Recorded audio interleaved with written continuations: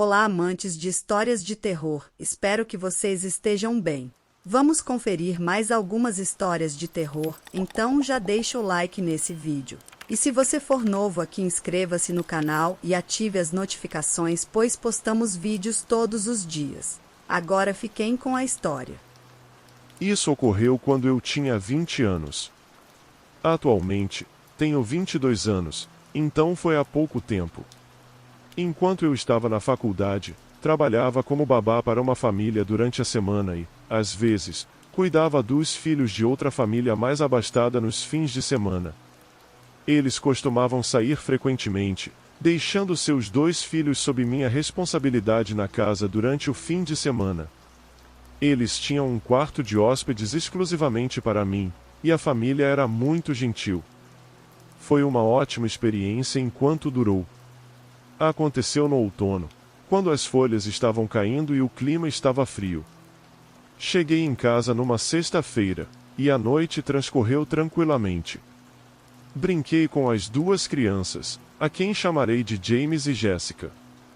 James tinha 7 anos, e Jessica tinha 5 anos. Ambos eram adoráveis e bem comportados. Eles tinham horários de sono regulares, 7h30 para Jessica e 8h30 para James. Durante o dia, brincava com eles usando os brinquedos que a família possuía. Havia 2 salas específicas para os brinquedos, uma para Jessica e outra para James.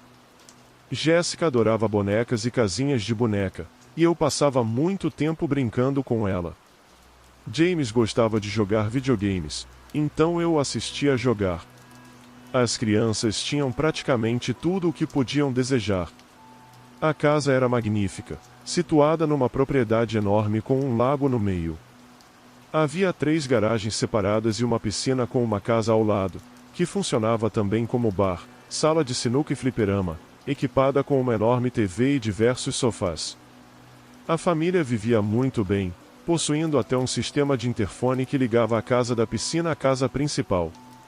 Um simples toque em um botão em qualquer lugar acionava o interfone, permitindo a comunicação entre os 2 locais. A casa da piscina tinha uma janela gigante com vista para o lago e para a casa principal. Após colocar as crianças para dormir, eu tinha a liberdade de fazer o que quisesse durante a noite. Fiquei satisfeita com a experiência, foi realmente ótima. Embora houvesse uma regra que proibia a visita de amigos, eu respeitava essa norma. Passava meu tempo fazendo chamadas de vídeo com meus amigos e assistindo filmes na casa da piscina para me entreter. Não era um local ruim para ficar de graça. Desta vez, deixe-me contar como tudo começou. Comecei a ficar com fome e decidi voltar para a propriedade da casa. Digitei o código para entrar e fui direto para a cozinha. Eles tinham uma variedade enorme de lanches e comida, e eu tinha permissão para me servir. Escolhi um lanche congelado do freezer, coloquei-o no micro-ondas, e depois de comer, retornei pela propriedade em direção à casa da piscina. Eu gostava mais de passar meu tempo lá fora, porque podia ficar mais tempo no telefone e aumentar o volume da TV à vontade, sem acordar as crianças. Estava no sofá, comendo e assistindo ao filme A Meninas Malvadas, enquanto conversava com vários amigos pelo telefone. Eu estava no meio da narrativa sobre como foi um ótimo show quando o interfone tocou, me dando um susto. Pressionei o botão de resposta e ouvi a voz de Jessica do outro lado, dizendo que estava assustada porque continuava ouvindo barulhos. Normalmente, ela dormia a noite toda, então eu teria que acalmá-la. Deixei minha comida de lado e corri de volta pelo quintal até a casa. Entrei pela porta com o código de bloqueio novamente e fui até o quarto de Jessica. Parece que ela tinha voltado correndo para a cama dela depois que desligamos o interfone, pois ela já estava lá, assustada. Fiz cócegas nela e aconcheguei para tranquilizá-la. Quando ela se sentiu melhor, saí do quarto. Fechei a porta e caminhei de volta para a cozinha para pegar um pouco de vinho. Enquanto procurava um abridor de vinho, ouvi um leve rangido no chão de madeira vindo de outro quarto. Congelei e olhei naquela direção, esperando instintivamente por outro som. Não queria enlouquecer agora, Não queria que os supostos barulhos que Jéssica estava ouvindo entrassem na minha cabeça. Pensei que poderia ser apenas um ruído normal de assentamento da casa. Confesso que fiquei um pouco assustado, mas decidi manter as luzes e a TV acesas na casa da piscina. Tive que voltar lá fora, tranquei a porta com o código e corri para o outro lado da casa da piscina. Sentei-me novamente no sofá e continuei comendo o restante da minha comida. Acabei não pegando o vinho que eu ainda tinha, mas continuei assistindo ao filme A Meninas Malvadas, ficando cada vez mais distraído com o meu telefone. Então, aquele maldito interfone tocou de novo, me fazendo saltar na cadeira. Eu me apressei em atender, e quando fiz, houve silêncio do outro lado. Jéssica, eu chamei no microfone. Pensei ter ouvido alguém respirando, mas isso foi tudo o que consegui perceber. Tanto Jéssica quanto James repetiram a SHA pelo menos 3 vezes cada um. Nesse momento, eu estava começando a ficar realmente apavorado. Liguei para minha amiga Kelsey e disse a ela que queria que ela viesse até aqui, pois estava ficando muito assustado. Contei a ela que a garotinha que eu estava cuidando disse que ouviu barulhos e que agora eu também ouvi um barulho e alguém apertou o botão do interfone, mas não disse nada. Senti que não era algo que as crianças fariam. Eu ainda estava ao telefone com Kelsey, que me dizia para parar de ser paranoico, mas ela também parecia estar embriagada. Eu olhava pela janela para casa o tempo todo enquanto falava com ela, e as luzes do corredor estavam acesas. Eu compartilhei isso com Kelsey e qualquer possibilidade de que isso fosse um dos desaparecimentos das crianças desvaneceu quando uma figura grande apareceu em uma das janelas do corredor. Eu gritei e deixei cair o telefone enquanto encarava um homem adulto que parecia estar me vendo, olhando de volta para mim. Percebi que o interfone ainda estava ligado esse tempo todo. Peguei meu telefone e desliguei na cara de Kelsey, ligando imediatamente para o 911. Enquanto fazia isso, eu chorava e gritava no interfone, dizendo que estava chamando a polícia agora e pedindo que nos deixassem em paz. Eu praticamente gritei tudo o que disse à polícia pelo interfone. Depois, voltei para a janela, mas o homem não estava mais lá. Eu estava histérico, chorando e implorando para a operadora do 911, por favor, apresse-se. Ela continuava pedindo para eu me acalmar, fazendo 1 milhão de perguntas. Eu continuei gritando o endereço no telefone, suplicando, por favor, apressem-se. Quando ela perguntou se as crianças estavam seguras, gritei que não, que ainda estavam em casa com aquele homem.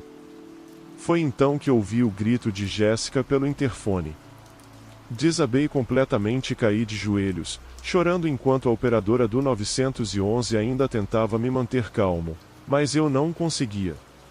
Disse a ela que não sabia o que fazer, e ela respondeu que a polícia estava quase chegando, que eu precisava esperar. Quando ela perguntou se eu via alguma arma com o homem, respondi que não sabia. Mas então ouvi a voz de Jéssica pelo interfone, chamando meu nome. Corri até lá e gritei, e sim, estou aqui. Pegue seu irmão e saia de casa. Jéssica estava chorando e disse que havia um homem lá. Eu respondi, e sim, eu sei. É só pegar seu irmão e vir lá para fora agora. Foi a coisa mais corajosa que já fiz, correr para fora pelo quintal em direção à casa e encontrar as 2 crianças que já estavam na porta. Eu as peguei e as levei de volta pelo quintal até a casa da piscina, onde nos escondemos com as luzes apagadas. Ambos estavam chorando e eu também queria chorar, mas tive que ser forte e mantê-los unidos. Ainda estava ao telefone com o 911 e finalmente a atendente me informou que a polícia estava aqui e que eles viriam nos encontrar na casa da piscina. Essas palavras foram as mais reconfortantes que já ouvi em toda a minha vida. As lanternas da polícia iluminavam as janelas enquanto levava as crianças até a porta, onde encontramos alguns policiais. Uma policial levou as crianças para um carro, enquanto eu fui com outro policial em um carro separado. Já havia 3 carros de polícia na frente da casa e mais continuavam chegando. Respondi a todas as perguntas que me fizeram, E então eles o encontraram. Trouxeram um homem que aparentava ter cerca de 60 anos. Ele olhou para todos nós quando foi retirado, algemado e colocado na parte de trás de um carro. Ainda me lembro do rosto dele quando ele olhou para mim. Parecia ter passado por situações de vida difíceis. O rosto dele estava desgastado. Os pais de Jessica e James foram chamados imediatamente e foram informados da situação. Não havia como nenhum de nós ficar lá naquela noite. Os pais providenciaram para que a tia das crianças as levasse para ficar com ela. Acho que ela saiu do trabalho no dia seguinte. Quando cheguei em casa, não consegui dormir naquela noite. Ainda estava em choque. Acho que a adrenalina ainda estava circulando em mim. Os pais, compreensivelmente, não deixaram seus filhos sozinhos por muito tempo depois disso. Tenho certeza de que eles apresentaram queixa contra ele em toda a sua extensão e com todos os recursos disponíveis. Espero sinceramente que aquele homem tenha recebido o que merecia e muito mais. Eu disse isso respeitosamente a eles. Não consegui mais ficar lá, pois fui assombrado por aquela noite. Só podia imaginar o quão assustadas as pobres crianças estavam, e talvez ainda estejam. Eu tinha 28 anos e estava acampando sozinho em uma área florestal com meu Beagle, Reggie. Acreditava estar completamente sozinho até perceber que não era bem assim. Era novembro, o tempo ainda estava relativamente quente durante o dia, mas esfriava bastante à noite, então eu me preparei. Levei minha fogueira portátil, fluido de isqueiro, um isqueiro e um machado para cortar lenha. É claro que também trouxe uma barraca, um saco de dormir e meu equipamento de pesca para pescar no lago. Além disso, trouxe comida suficiente para durar os 2 dias em que estaríamos lá. Se eu pescasse algo, planejava comê-lo. Caminhei até meu caminhão, cerca de 1,5 km na floresta, até que estivesse perto o suficiente do lago para montar meu acampamento em uma pequena e confortável clareira.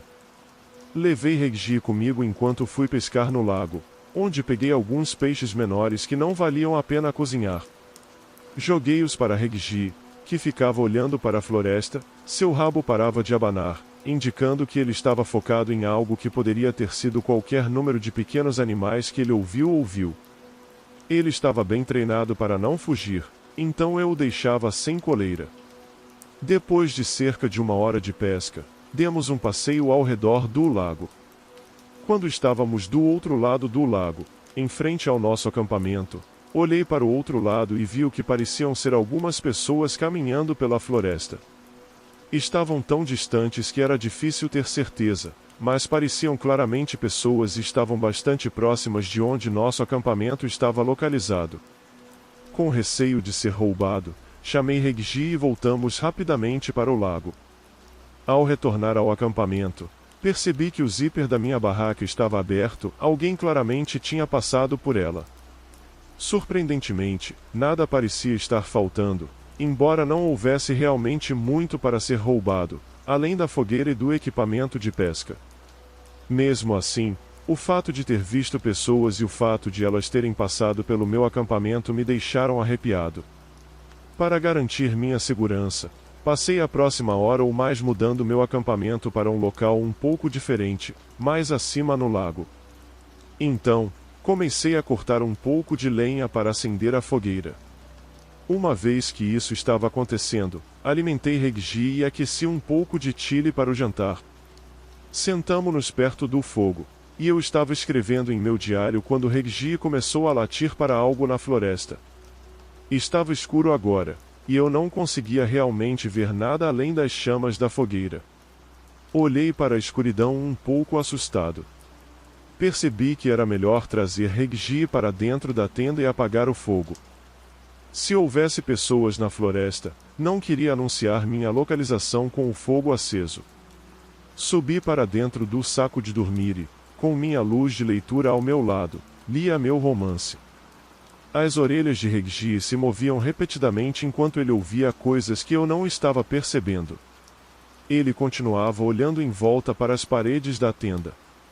Eu dizia: o que é isso, garoto? Enquanto ele começava a rosnar. Parece que ele ouviu algo lá fora, talvez pudesse ter sido um cervo, talvez um urso, ou talvez uma pessoa.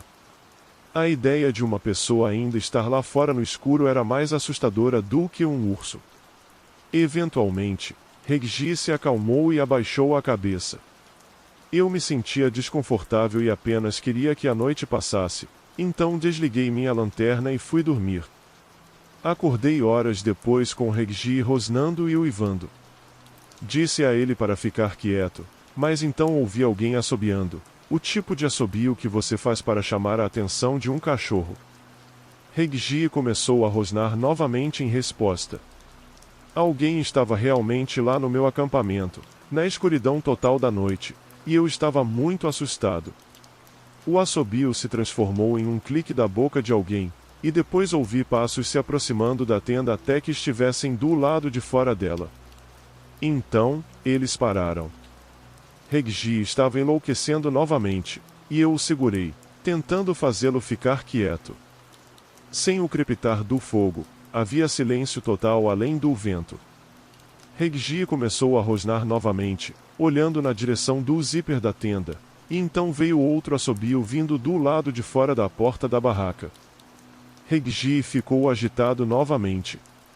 Tentei dar um comando em voz profunda e firme, gritando que era melhor a pessoa sair dali, fingindo coragem. Mas minha voz saiu trêmula e assustada. Os passos se afastaram da tenda lentamente, desaparecendo completamente ou parando não muito longe da tenda.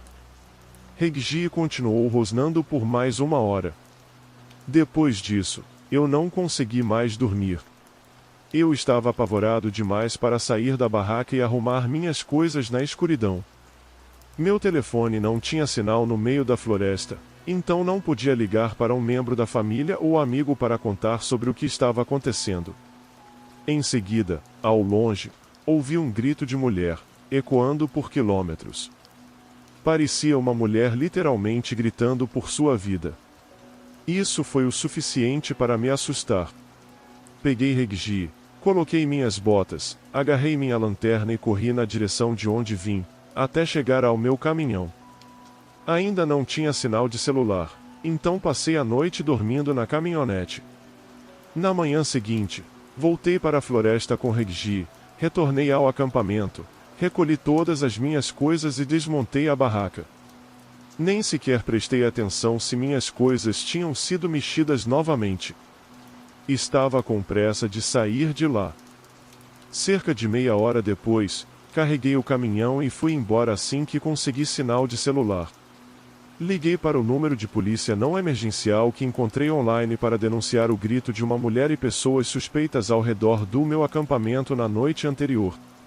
Não sei o que aconteceu depois disso e não faço ideia do que estava acontecendo naquela floresta, mas nunca mais voltei a acampar lá. Mais uma vez, eu estava sozinho em casa durante a noite. Nossa casa tinha 2 andares, e o andar de cima era praticamente um apartamento. Meu irmão e eu morávamos lá enquanto nossos pais ficavam no andar de baixo. Era um fim de semana chuvoso, então meus amigos não estavam muito animados para fazer algo. Passei a noite assistindo filmes de terror no meu quarto, tentando adormecer com um filme que nunca tinha visto antes e estava completamente envolvido nele. Pausei para pegar um lanche na cozinha. Fui até a despensa, peguei uma caixa de biscoitos, e de repente, ouvi um som lá embaixo. No início, pensei que fosse apenas algo insignificante e ignorei. Voltei para o meu quarto, fechei a porta e retomei o filme. Percebi que a luz de movimento do quintal estava acesa e, em seguida, ouvi alguns ruídos vindo diretamente do andar de baixo, abaixo do meu quarto. Parecia que alguém estava fechando a porta dos fundos. Para contextualizar o layout da casa, meu quarto estava diretamente acima da porta dos fundos da casa. As paredes entre o meu quarto e o andar de baixo eram finas como papel, podíamos ouvir qualquer som. Então, ouvi claramente alguém lá embaixo. Quando parei o filme, ficou claro que estava ouvindo passos. Rapidamente, Mandei uma mensagem para o grupo da família, perguntando quem acabará de chegar em casa. Minha mãe respondeu rapidamente, dizendo que eles não estavam em casa, o que significava que só poderia ser meu irmão. No entanto, isso seria estranho, já que ele nunca entrava pela porta dos fundos. Além disso, ele não deveria estar em casa naquela noite. No grupo da família, perguntei se alguém estava lá embaixo. Não obtive resposta de Alex, meu irmão. Ouvi passos atravessando a casa em direção à frente, até que ficaram fora do alcance da minha voz. Então, ouvi passos subindo as escadas. Desliguei a TV e ouvi os passos vindo diretamente pelo corredor até o meu quarto, ignorando todos os outros quartos. Eram passos pesados.